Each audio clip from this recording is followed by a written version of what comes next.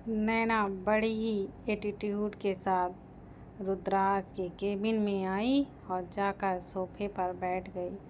हालांकि उसने रुद्राज की चेयर की तरफ देखा, लेकिन वो उस पर बैठी नहीं, क्योंकि उसे नहीं लगता था कि वो उस पर बैठने के लायक है। ना जाने रुद्राज ने क्या क्या स्ट्रगल किया है और अपनी ज़िंदगी में क्या क्या उतार चढ़ाव देखे होंगे, तब जाकर उसने इस पोजीशन को हासिल किया होगा और अब वो यूं ही वहाँ नहीं बैठ सकती थी। लॉयर को भेजने के बाद अतुल्य जाकर उसके सामने खड़ा हो गया और अब नैना की गहरी नज़रें अतुल्य पर थीं। अतुल्य ने अपना चेहरा झुकाया हुआ था। नैना कुछ नहीं बोल रही थी, क्योंकि अब उसे सिर्फ और सिर्फ सुनना था। वो सभी जवाब चाहिए थे जिसके सवाल उसे पिछले 1 महीने से परेशान कर रहे थे। अतुल्य सर झुकाए ही बोला, मैम, जैसा कि आपको मैंने पहले ही बता दिया था कि अब सिंघानिया प्रॉपर्टी आपका नाम है, तो आप ही सब चीज़ों की इकलौती मालकिन हैं और आज आप अपनी आंखों से पेपर भी देख चुकी हैं। नैना बैंक से मुस्कुराई और बोली, पेपर्स तो मैं देख चुकी हूँ मिस्टर अतुल्य, लेकिन जिन पेपर को मैं देखना चाहती हूँ वो पेपर अब मुझे कब दिखाएंगे? अतुल्य के पास इस सवाल का कोई जवाब नहीं था, इसलिए वो चुप रहा। लेकिन नैना आज बिना जवाब लिए वहाँ से नहीं जाने वाली थी। इतना सब कुछ हो गया और अब तो उसे किसी भी हालत में जवाब चाहिए ही था। वो थोड़ी सर्द आवाज़ में बोली, मुझे जवाब दीजिए मिस्टर अतुल, आपके चुप रहने से आप कुछ नहीं होगा। या तो आप मुझे मेरे डाइवोर्स पेपर दिखाइए या फिर मैं खुद ये सब कुछ एक एनजीओ को दे दूंगी। फिर उसके बाद जो भी होगा आपको देखते रहिएगा, क्योंकि मुझे जब तक मेरे और मिस्टर रुद्राज के रिश्ते के बारे में सब बातें क्लियर नहीं हो जाती, तब तक मैं उनकी किसी भी चीज़ पर अपना हक बिल्कुल भी जता नहीं सकती। अतुल सर झुकाए ही बोला, प्लीज़ मैम, समझने की कोशिश कीजिए। नैना को अब गुस्सा आने लगा था। वो एक गहरी सांस लेकर अपनी जगह से उठी और अतुल्य की तरफ देखते हुए बोली, ओके फाइन, आपको जवाब नहीं देना है तो आप मत दीजिए। अब आप मेरा जवाब सुनिए। मुझे मिस्टर रुद्राज सिंघानिया की प्रॉपर्टी में से कुछ भी नहीं चाहिए। मेरा उनका डिवोर्स 1 महीने पहले ही हो चुका है और अब ना ही मेरा नाम उनके साथ जुड़ा है और ना ही मेरा उनसे कोई रिश्ता है। तो आप अपना ही, मैं उनके घर में रहूँगी और ना ही मेरा सिंघानिया इंस्टीट्यूट से कोई वास्ता है।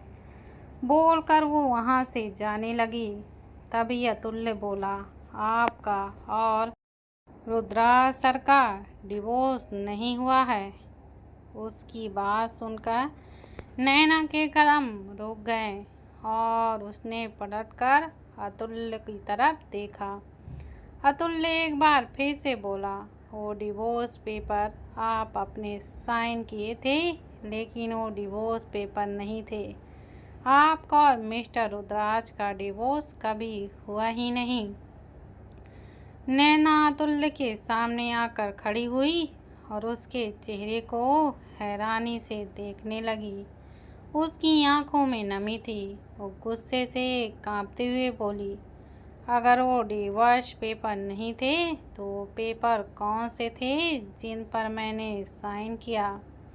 अतुल्य सर झुकाकर बोला, वो प्रॉपर्टी के पेपर थे।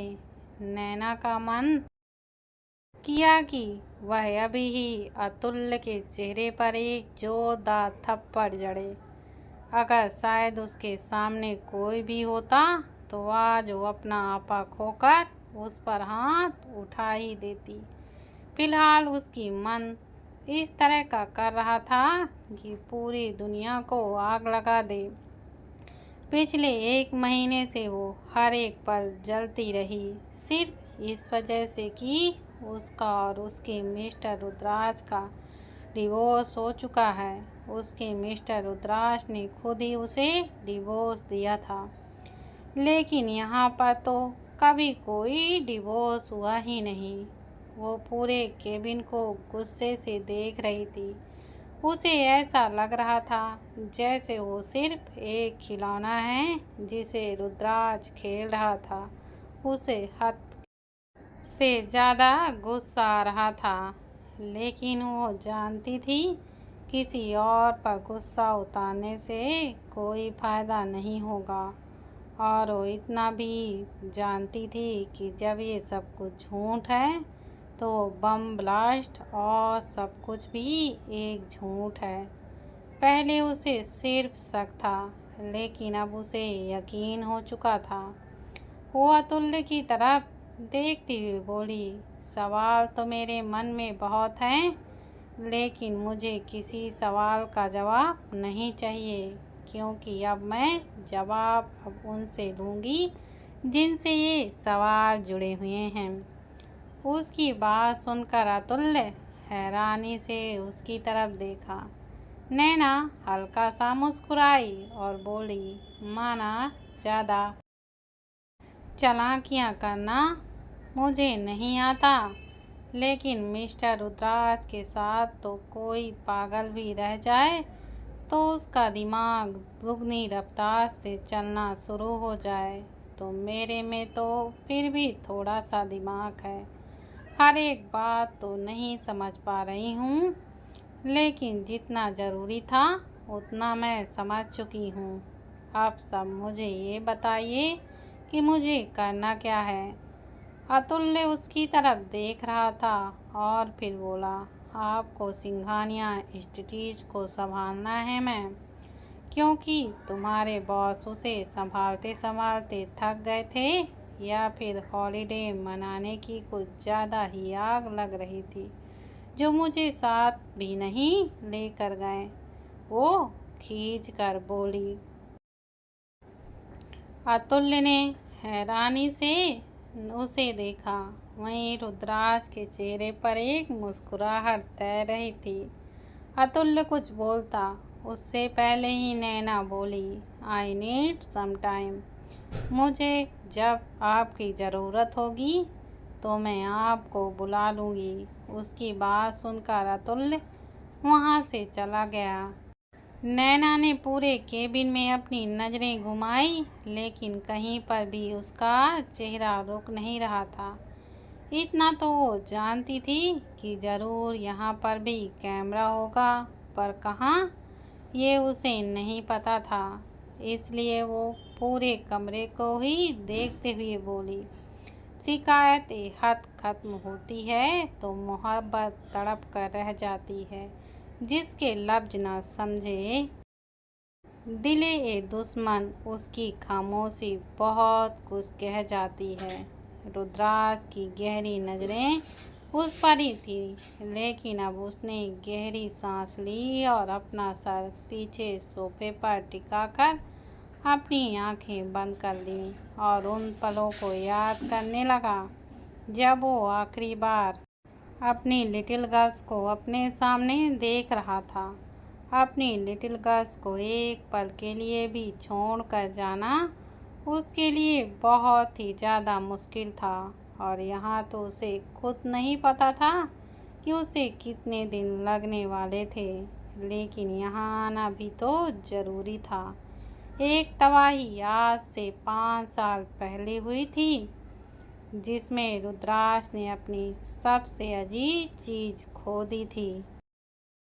लेकिन जब रुद्राज को लगा कि उसने वो चीज़ हमेशा के लिए खो दी थी, तो वो चीज़ उसके पास वापस आई और उसके साथ ही एक ऐसा सच जिसने नैना को पूरी जिंदगी बदल दी थी। अब न सिर्फ रुद्राज को अपने लिए सब कुछ ठीक करना था, बल्कि नैना के लिए भी उसे बहुत कुछ करना था। और ये वो वक्त था जब उसने नैना को पहली बार उस तस्वीर में देखा था जिसका टैटू उसके सीने पर बना हुआ था। तब से ही नैना उसकी आंखों में बस चुकी थी, लेकिन वो नहीं जानता था कि नैना है कौन। पर उस वक्त उसकी लाइफ बहुत ही कॉम्प्लिकेटेड थी, इसलिए उसने सब कुछ छोड़कर सिर्फ अपनी लाइफ पर ध्यान दिया। लेकिन जब नैना उसे दूसरी बार दिखाई दी तो उसके लिए सबसे ज़रूरी नैना हो गई। उस दिन से रुद्राज की नैना के लिए दीवानगी और भी ज़्यादा बढ़ती चली गई थी। उसने पता लगवाया तो उसे पता चला कि जिस कंपनी में अभी अभी उसने कुछ वक्त पहले इन्वेस्ट किया है वो कंपनी नैना से जुड़ी हुई है। उस कंपनी का मालिक अभिमान शर्मा नैना का बाप है। हालांकि उस कंपनी में इन्वेस्ट करने के इरादे बहुत ही अलग थे, लेकिन अब इन सब चीज़ों में नैना इन्वॉल्व हो चुकी थी।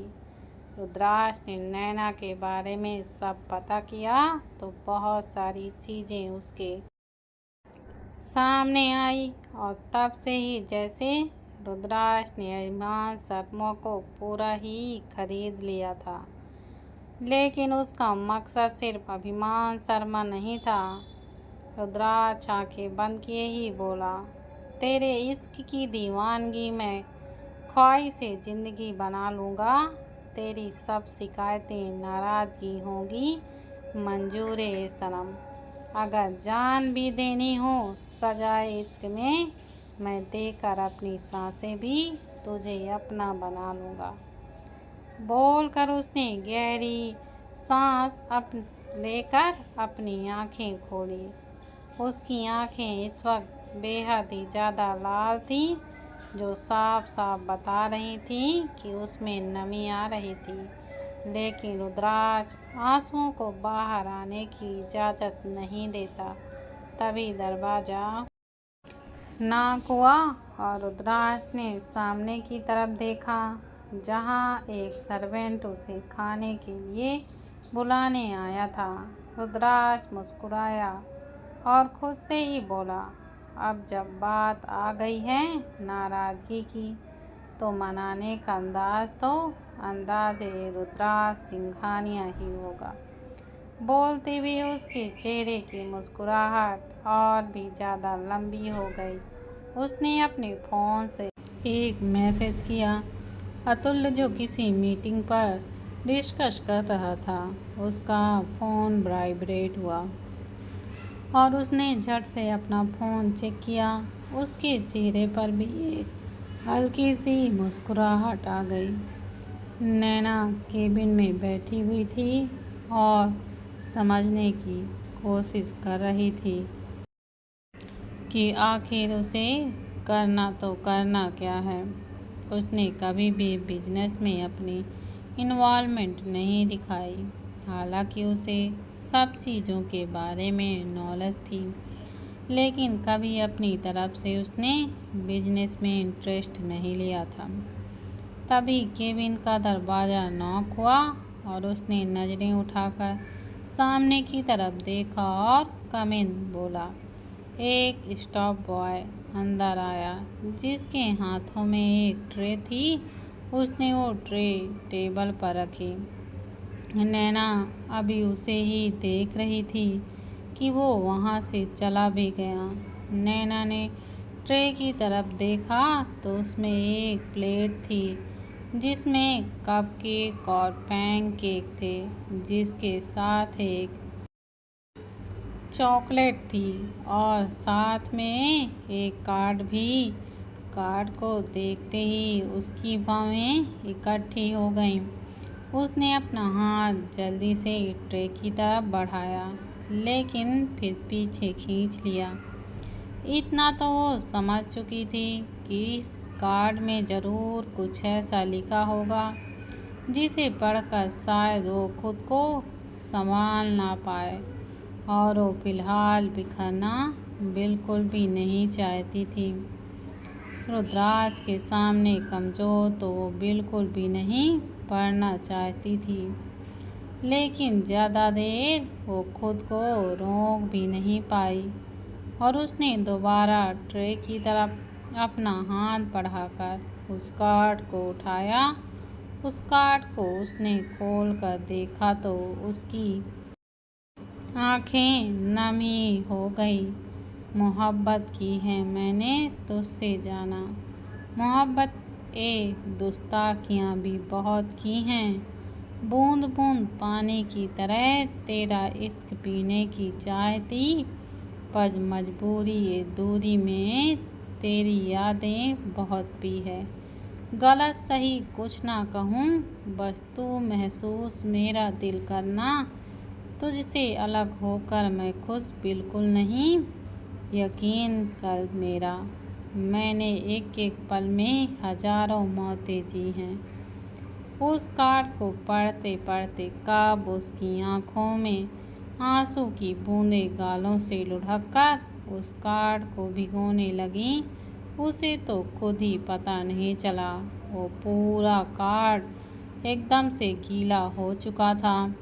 उसने जब उस कार्ड को गीला होते हुए महसूस किया तो जल्दी से उसे साफ करने लगी।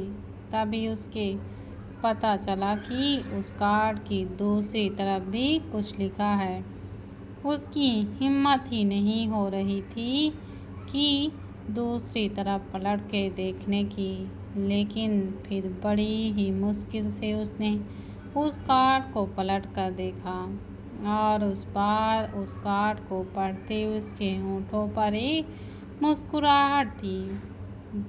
भले ही मजबूर हूँ मैं, पर तेरे लिए इन मजबूरियों का भी आज मैं चकनाचूर करूँगा। तेरी शिकायतें नाराज़गी बहुत सताती हैं मुझे, इसलिए अपनी मोहब्बत से इन्हें दूर करूँगा। कैसे इतनी आसानी से ख़त्म कर दूँ मैं तेरे मेरे इस सफ़र को। अभी तो एहसास है तुझमें मेरे, अब तुझे अपने इश्क में मगरूर करूँगा। उसने उस कार्ड को अच्छे से अपने हाथों में थाम लिया और फिर उसे अपने सीने में लगा लिया। उसे नहीं पता था कि ये कार्ड कैसे कहाँ से आया, लेकिन उसके हर एक शब्द में वो रुद्राज को महसूस कर सकती थी। उसकी आंखें नम थीं, लेकिन होठों पर हल्की सी मुस्कुराहट थी और साथ ही साथ उसकी नज़रें पूरे कमरे में घूम रही थी।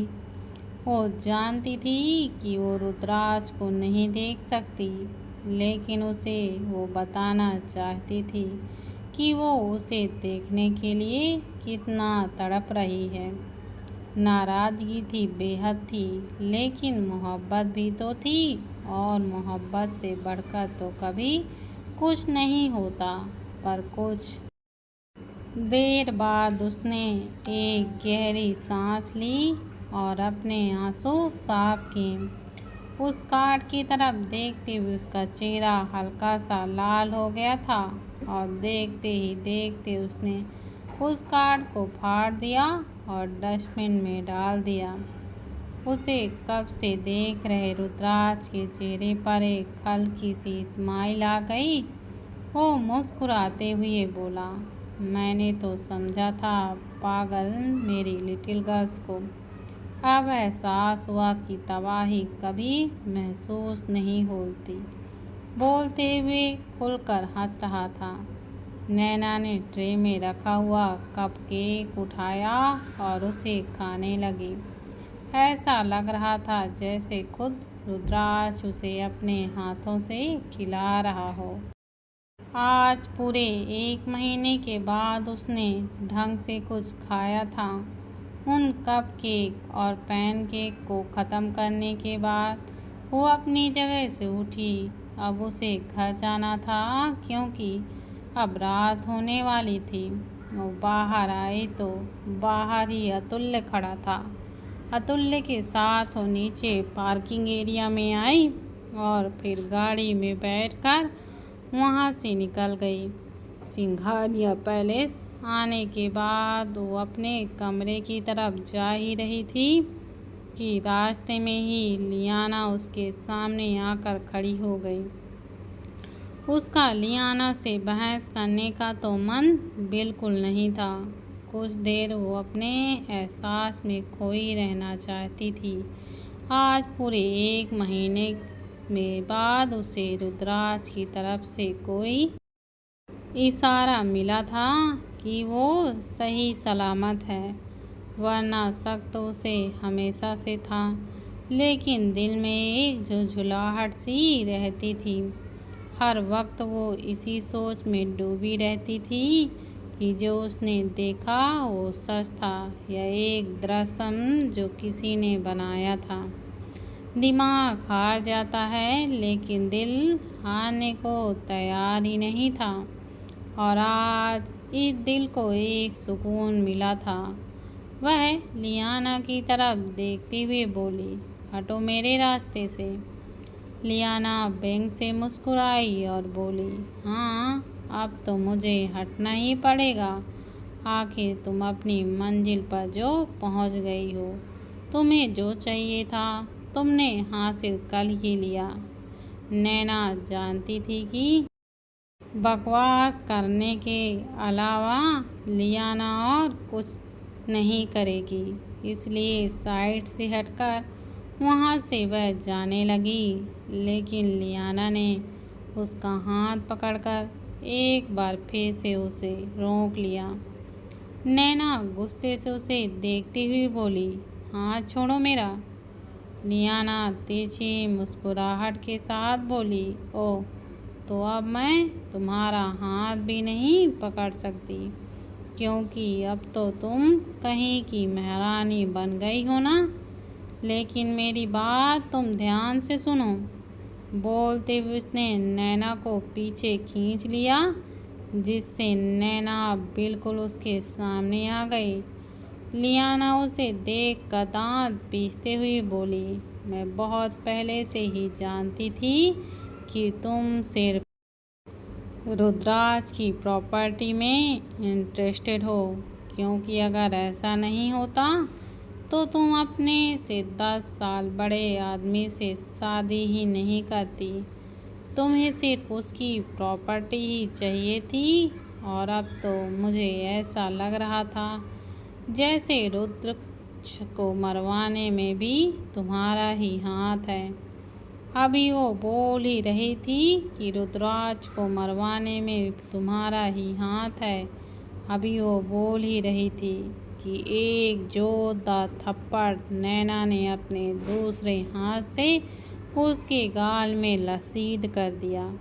लियाना के बाल उसके चेहरे पर आगे आ गए और नैना की तरफ देखते हुए वो गुस्से से कांपने लगी। नैना ने एक झटके से उससे अपना हाथ छुड़ाया और फिर उसकी तरफ उंगली पॉइंट करती हुई बोली, चाहे तो एक पल नहीं लगेगा मुझे तुम्हें इस घर से बाहर निकालने में। जिस तरह से कचरा फेंका जाता है वैसे ही तुम्हें फेंक सकती हूँ मैं। लेकिन सिर्फ इसलिए चुप हूँ क्योंकि नहीं जानती मिस्टर रुद्राज तुम्हारे बारे में क्या सोचते थे, क्या समझते थे। मेरे लिए तुम उनकी दोस्त हो तो उस दोस्ती की हद में रहो। इससे आगे बढ़ने की कोशिश भी की तो फिर चाहे मिस्टर रुद्राज के लिए तुम इस दुनिया में सबसे ज़्यादा ज़रूरी क्यों ना हो, एक पल में भी मैं तुम्हें बर्दाश्त नहीं करूँगी।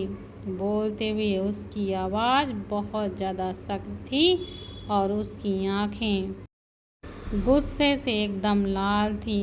लियाना उसे देखती ही रह गई और नैना लिफ्ट की तरफ चली गई।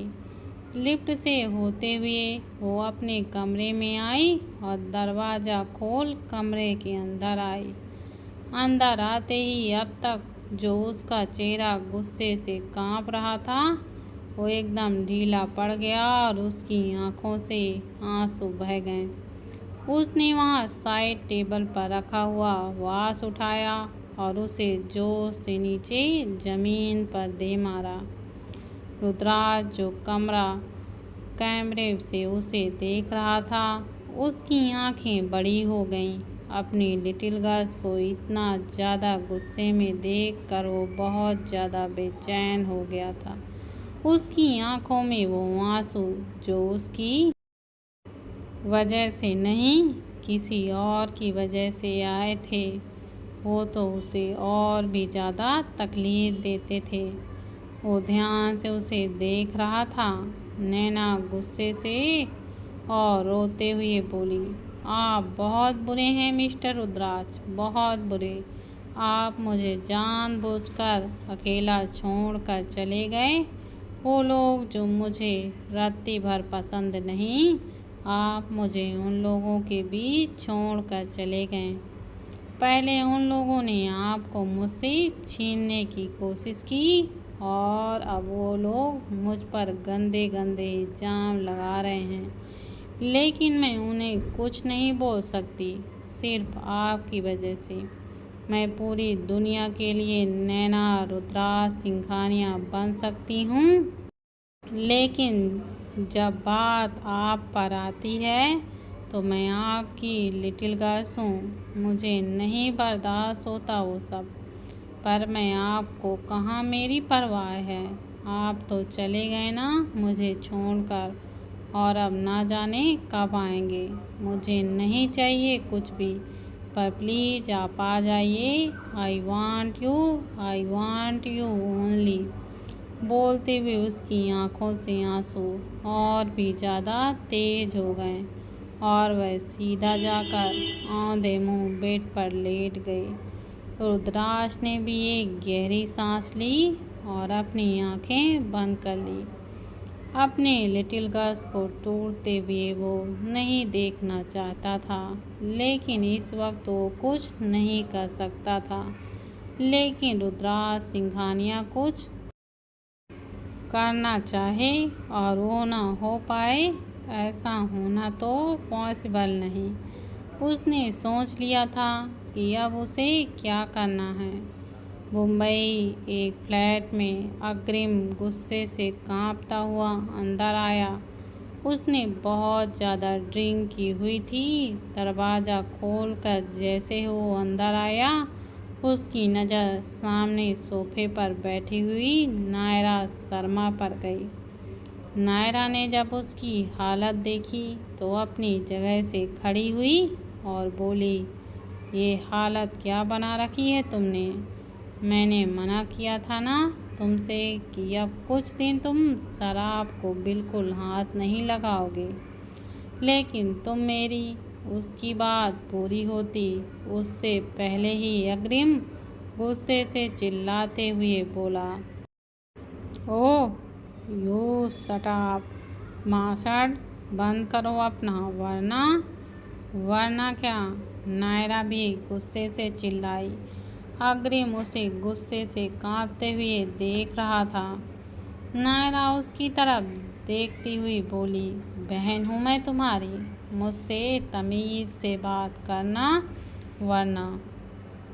अग्रिम हंसते हुए बोला, कैसी बहन जो आज तक मेरी किसी काम नहीं आई?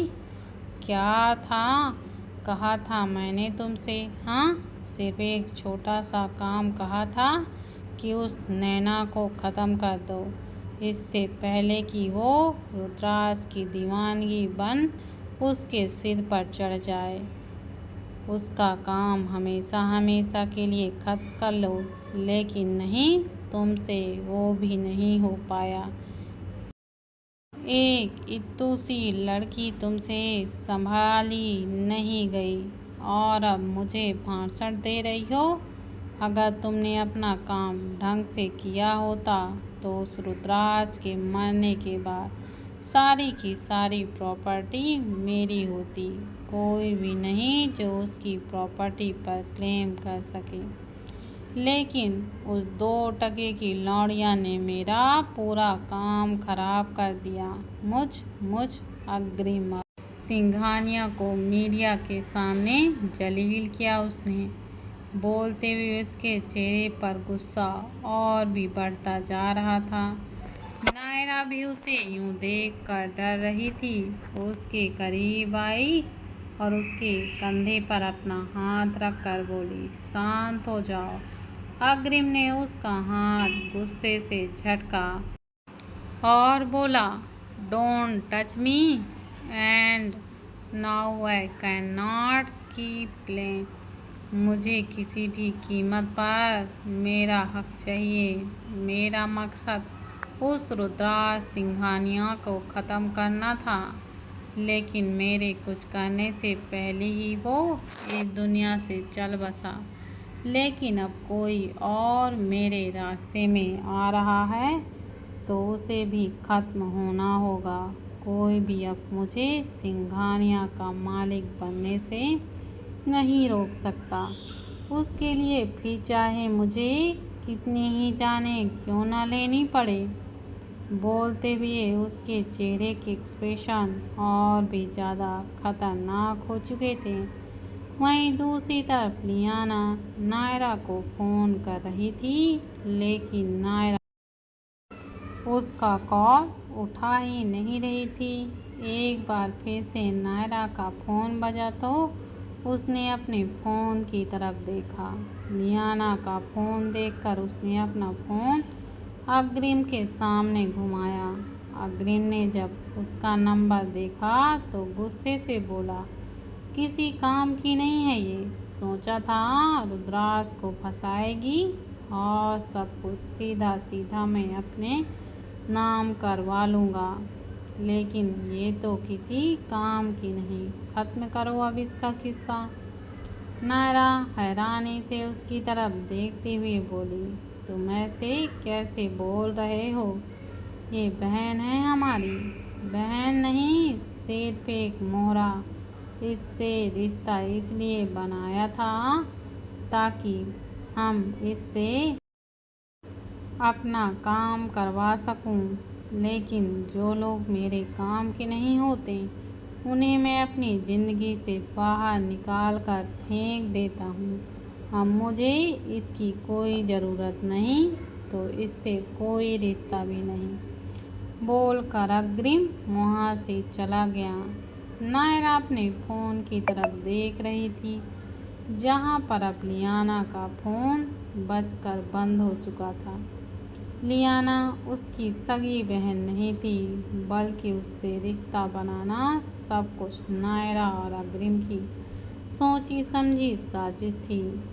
उसने गहरी सांस ली और बोली, तुम चाहे उसके साथ कोई रिश्ता नहीं रखना चाहते, लेकिन मैं उसे इतनी आसानी से नहीं छोड़ सकती, क्योंकि कई बार मैदान में वो सिपाही भी बहुत काम आता है जो सिर्फ बिल्कुल हार गया हो, और जब तक इस पर खर्च किए हुए पैसे मैं इससे एक एक पाई की कीमत नहीं वसूल लेती, तब तक मैं इसे बिल्कुल नहीं छोड़ने वाली।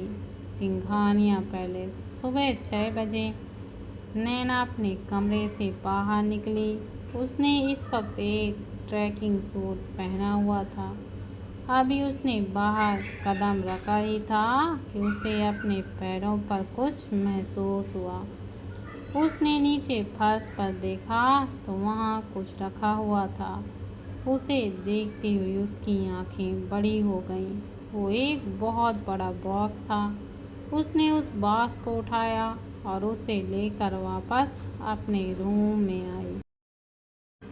उस बॉक्स को उसने बड़े ही ध्यान से बेड पर रखा, क्योंकि वो बॉक्स देखने में ही काफ़ी एक्सपेंसिव और लग्जरियस लुक दे रहा था, जैसे उसमें बहुत ख़ास चीज़ हो।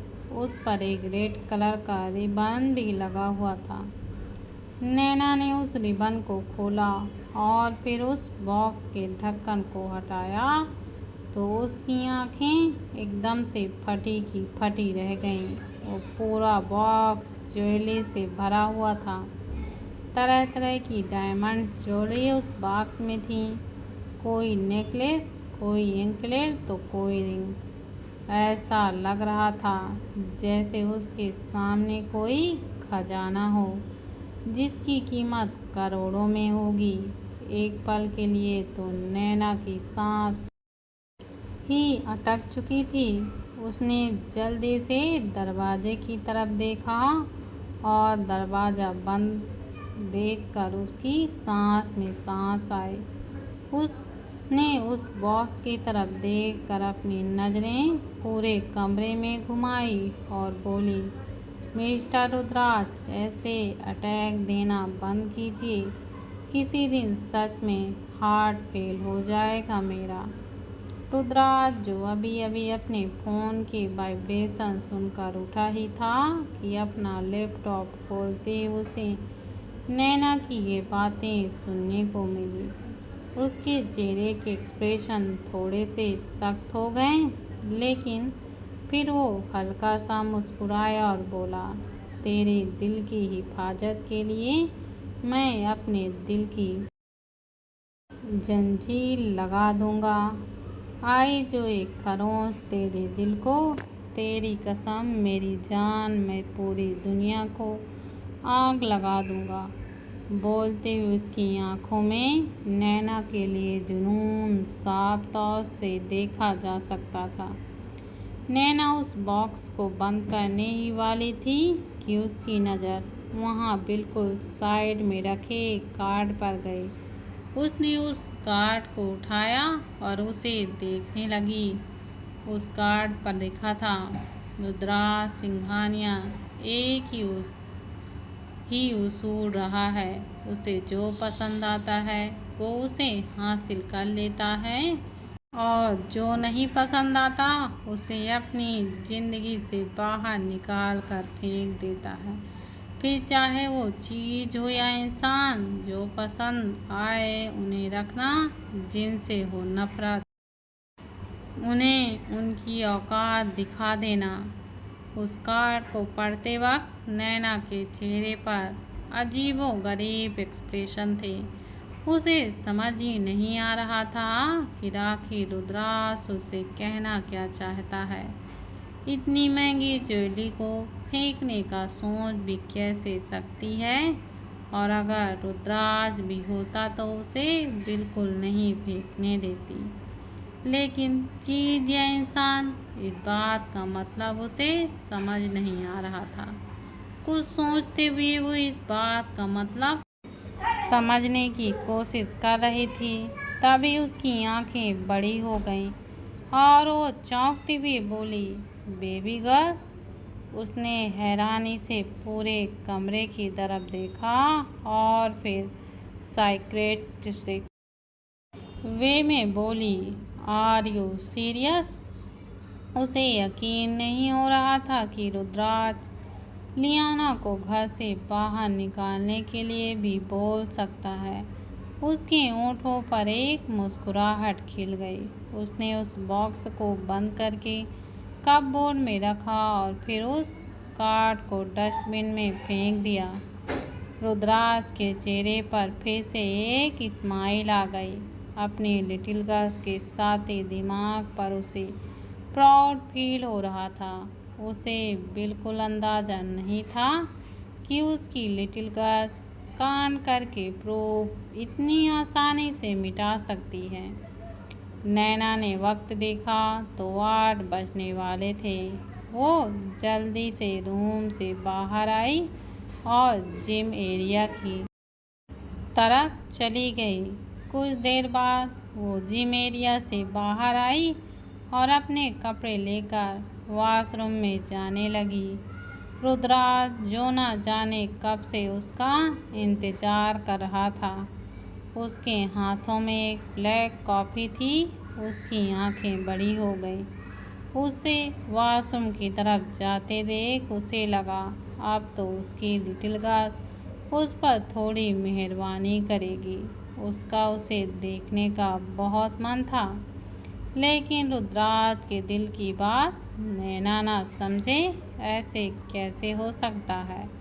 वो ऐसे ही कमरे की दीवारों को देखते हुए बोली, मैं जानती हूँ आप इस वक्त मुझे ही देख रहे होंगे, पर आप जो चाहते हैं मैं वो बिल्कुल नहीं करने वाली। आखिर आप भी तो समझें तड़प होती क्या है। बोलते हुए उसने अपने होठों को तिरछा किया और बाथरूम में चली गई। रुद्राज के चेहरे पर फिर से एक मुस्कुराहट खिल गई। कुछ देर बाद नैना वॉशरूम से बाहर आई। इस वक्त उसने एक ब्लैक कलर की साड़ी पहनी हुई थी। आज वो पहली बार ऑफिस ज्वाइन करने वाली थी। कल जो कुछ हुआ वो तो सिर्फ ट्रेलर था, असली खेल तो अब शुरू होने वाला था। उसे उस ब्लैक कलर की साड़ी में देखते हुए रुद्राज को अपने किए पर पछतावा होने लगा, क्योंकि अब वो बिल्कुल रुक नहीं पा रहा था। वहीं नैना, जिसे अब पूरा कन्फर्म हो चुका था कि रुद्राज उसे देखता है और हर एक चीज़ को नोटिस करता है, वो उसे और भी जलाने की फिराक में थी। उसने अपने लंबे बालों को अपने हाथों से अपने कंधे पर किया और अपनी खुली पीठ पर अपनी उंगलियां चलाते हुए ब्लाउज की डोरियां बांधने लगी। उसकी पूरी कमर पर सिर्फ एक पतली सी डोरी थी। उसे देखकर रुद्राज का गला सूखने लगा और उसके होंठ उसके दांतों के तले कभी अंदर जाते तो कभी बाहर आते। आग तो उसके सीने में पहले से ही लगी हुई थी और अब तो वो बुरी तरह से जल रहा था। नैना ने अपनी डोरियों को बांध लिया और फिर अपनी उंगलियों को पूरी पीठ पर चलाते हुए अपना हाथ अपनी कमर पर लेकर आई। उसका ब्लाउज बहुत ज़्यादा ऊपर था, जिससे उसकी पूरी कमर साफ साफ दिखाई दे रही थी। उसने साड़ी को हल्का सा नीचे खिसकाया और उसकी प्लेट ठीक करने लगी। रुद्राज पूरी तरीके से सोफे पर अपनी पीठ टिकाकर बैठ गया और अपना एक हाथ मोड़ते हुए अपने सिर के पीछे ले गया। शर्टलेस होकर सिर्फ लोबर में सोफे पर बैठा हुआ खुद भी रुद्राज सिंघानियां कहर ढा रहा था। उसकी गहरी नजरें लैपटॉप पर थीं, जहां पूरे कमरे में इस वक्त नैना ने आग लगाई हुई थी। अगर इस वक्त रुद्राज नैना के करीब या फिर उसके सामने होता तो रुद्राज बताता उसे कि आग लगाना होता क्या है। रुद्राज गहरी गहरी सांसें लेता हुआ उसे देख रहा था। नैना अब सोफे पर बैठ गई। उसने अपना एक पैर टेबल पर रखा और अपनी साड़ी को हल्का सा ऊपर की तरफ उठाते हुए अपने पैरों पर रुद्राज के दिए हुए नए एंकलेट पहनने लगी। उसके वो गोरे पैर रुद्राज को और भी पागल कर रहे थे। वो उसकी तरफ देखते हुए बोला, सरेआम कत्ल करती हो और दिल भी तड़पाए ये नशा तेरा, पर जरा संभल कर रहना मेरी जान। जान भी नहीं जाएगी और जान ले भी लूँगा, ऐसा इश्क होगा मेरा। बोलते हुए अपने सीने पर हाथ रख लिया और अपने सीने पर बने हुए नैना के चेहरे को अपनी अंगुलियों से छू रहा था। दोस्तों, अगर आपको मेरी ये कहानी पसंद आती है तो अभी तक जिन लोगों ने मेरे चैनल को सब्सक्राइब नहीं किया है तो प्लीज़ मेरे चैनल को सब्सक्राइब कीजिए और मेरे चैनल को ज़्यादा से ज़्यादा शेयर कीजिए, जिससे कि मुझे आगे की वीडियो बनाने में प्रेरणा मिली।